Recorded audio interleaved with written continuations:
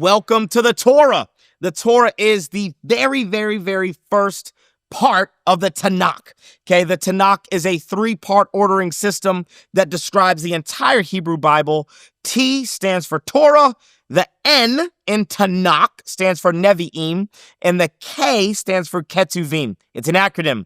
Tanakh is an acronym for Torah, Nevi'im, Ketuvim, and this is our introduction into the Torah. Now, when I teach the Torah, when I kind of introduce the Torah to people, I always let people know it's the first 5 books. And Moses is the figurehead for these first 5 books. But that's kind of fascinating that Moses, who's not found until the book of Exodus, is the figurehead for Genesis, Exodus, Leviticus, Numbers, and Deuteronomy. Well, that's because Moses is delivering this content, Genesis, Exodus, Leviticus, Numbers, and Deuteronomy, to an audience. And this is huge in the Bible department, okay? This is huge for ARMA. Original meaning to the original audience. And the original audience of these first 5 books of the Bible would have been people coming out of Egyptian bondage. These are people coming out of slavery.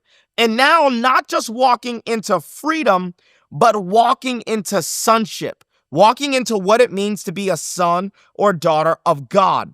So I want you to think about Genesis as a prequel. Like Genesis, when Genesis is being told to the group of slaves, God is essentially doing this. He's saying, all you've ever known is slavery. You've been enslaved for 400 years. That's 10 generations. That means like your parents, their parents, their parents, their parents, their parents, their parents, their parents, their parents, their parents, and their parents have all been slaves. So what does God do? He says, I'm not going to start your story at your beginning. I'm not going to start your story at the beginning of your slavery because all you've ever known is slavery. I am the God that's going to remind you that in the beginning was me. And I created the heavens and the earth, and I made you in my image. And I actually have blessed you with this thing called the Sabbath. Think about how revolutionary the Sabbath is for a group of enslaved people who have only been worth the amount of bricks that they are able to make. These are people that have not known a day off. They've worked 7 days a week for 400 years. And now God opens up the pages of Genesis and through oral tradition, through Moses, starts to share with these newly freed people, you have this thing called Sabbath. And not only do you have Sabbath, but you're my son, you're my daughter. I want you to think about how brainwashed you would have been by the Egyptian system. The Pharaoh probably would have brainwashed you or I to believe I'm not a son, I'm not a daughter. There's nothing special about me. I'm not an image bearer. I'm just a slave. I'm owned by Pharaoh. I'm property, and my only worth comes in how many bricks I make. And this is the plot conflict of the book of Exodus, that the people that Pharaoh calls his slaves, God calls his sons and his daughters. That God doesn't just save these people from slavery to freedom, but he saves them from slavery to sonship. That they're not just free to do whatever they want to do, but they are free to be his sons and to be his daughters, which means it's natural that they would follow the law, aka Leviticus and Deuteronomy. You see how Genesis tells a story of Sabbath, of sonship, of identity, that your beginning is not just the beginning you've known, but your beginning is my beginning. I want to lift you up out of the existence or the truth that you're surrounded by, and I want to give you a 30,000-foot view that before there was ever slavery, before you were ever stuck in Egypt, that I created the heavens and the earth. So Genesis acts like a prequel. Then Exodus actually gives us the story of God's delivering power. And I need you to kind of know this, that the same way that the defining moment of salvation for the new covenant is the shed blood of Jesus on the cross, the defining moment of salvation in the Old Testament is God delivering these people from Egypt through the Red Sea and into the wilderness. This is a defining moment of salvation. And remember, I know there are many people who would like to teach that the Old Testament is law and the New Testament is grace. But can I actually insert a theologically true idea that the Old Testament has never been about law? Here would have been law. Law would have been God standing there in front of the Red Sea saying to these almost freed group of Israelites, hey, if you sign here on the dotted line that you're going to obey the 10 commandments, I'll release you from slavery. That's not what God does. He releases them from slavery as an act of grace. And then they are supposed to respond to God's grace by obeying the law, which is no different than what Jesus says in the New Testament, which is this: if you love me, you will obey my commands. One of the things that I want to emphasize as we get into the Torah is that God is the same yesterday, today, and forevermore. This whole idea that the Old Testament is full of law and the New Testament is full of grace is not true. God's not schizophrenic. He hasn't changed his mind. He doesn't have some new dispensation of grace that he's operating with now. No, he's the same yesterday, today, and forevermore. He's always been a God of grace. He will always be a God of grace. And so you see this point of tension. Pharaoh says, these are slaves. God says, those are my sons and daughters, and I will fight for them. And so you begin to see how Pharaoh throws these babies into the Nile River.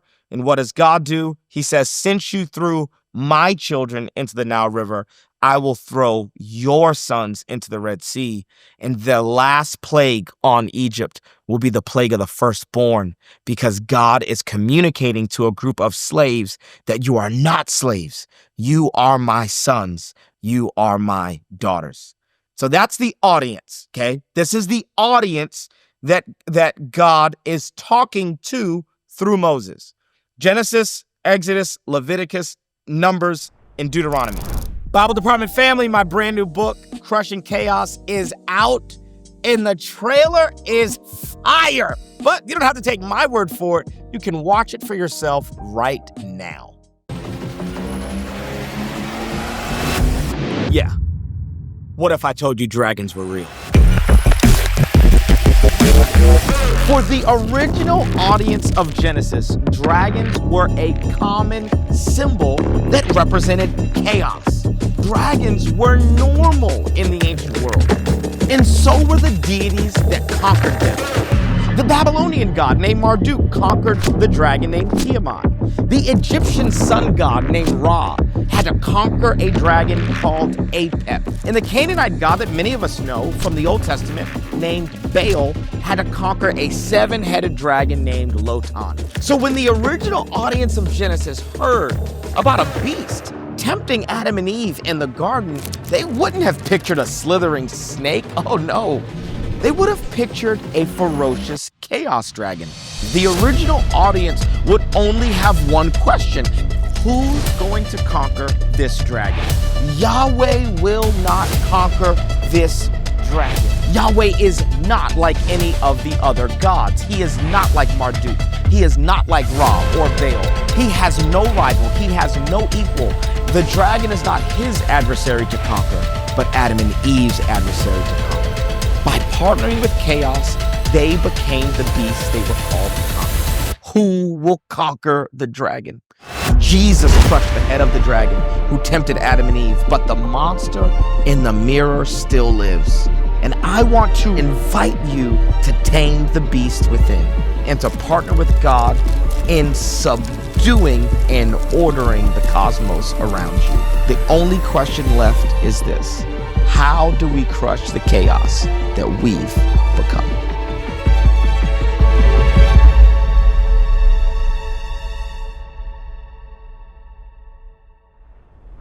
Let's kind of talk about the world of that audience. Okay, if I'm a freed slave coming out of Egypt, what's my worldview? What do I think? Number one, I'm most likely not literate. And this is just the brilliance of God, that he would separate one slave named Moses, educate him in Pharaoh's household, teach him how to read and write, so that he could turn this oral tradition that we know as Genesis into written content, and then begin to write Exodus, Leviticus, Numbers, and Deuteronomy. Number two, they are polytheistic. Because they've been in Egypt for a really, really, really long time, you're going to see idol worship, the worship of idols, become a thing all throughout their history. And here's a phrase I'll say over and over again, and I'll introduce the idea here, that it takes the Exodus to get the people of Israel out of Egypt, but it is going to take the exile to get Egypt out of them. And the thing that they learned in Egypt is a polytheistic worldview. What's also true about these people? Their value is tied to their work. They see themselves as slaves. And God introduces a new identity and a new narrative because stories are based in identity. Stories create identity. In America right now, we're right around the corner. During the time of this recording, we're right around the corner from Thanksgiving. And Thanksgiving is a story. It's a story that unites the nation. It's a narrative that gives us identity as Americans. And I know there are people who maybe would debate how factual is the story? How historically accurate is the story? And actually, what matters more than the historicity of the story is the story's power to give us identity and narrative, because that's what stories do. So God doesn't start the Torah with Leviticus. God starts the Torah with the story that before you were slaves, there was a creation. Before you were slaves, there was a man and a woman in a garden. They had a test. Before you were ever slaves, there was a thing called sin. And Pharaoh's not the only one sick with this thing called sin, but you are also sick with this thing called sin. And I am trying to redeem you. And I'm trying to give identity to you. And I'm trying to do that through a narrative. I want to give you a brand new story. Now, what else is true about this audience? What's true about this audience is that they would have heard creation accounts before they ever heard Moses telling them about the creation account that we find in Genesis chapter 1 and 2. They would have been aware of Canaanite, Mesopotamian, Egyptian, Assyrian, and Babylonian creation accounts. And honestly, only when you read those other cultures' creation accounts do you realize how radically different the creation account is that we have in our Bibles. In those other creation accounts, men and women were not created to both have the image of God. In our creation account in Genesis 1 and 2, both the man and the woman are made in the image of God, and that is radical and that is revolutionary. These freed people coming out of Egypt would have had other flood narratives in their mind. To be specific, the Epic of Gilgamesh would have been in their minds. The flood account that we have in Genesis would not have been the only flood account that they were aware of. And it is only by placing the flood account that we have in Genesis in its context that we even understand what it is that God is saying. There actually is this element of compare and contrast happening. In order to see the points of comparison and the points of contrast, you need to know what this flood account is contrasting. And it's typically contrasting other flood accounts. Next, this people group would not have been burdened with a book like Leviticus.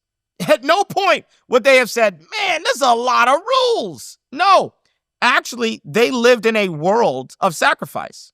They lived in a world where you were always in a guessing game with the gods.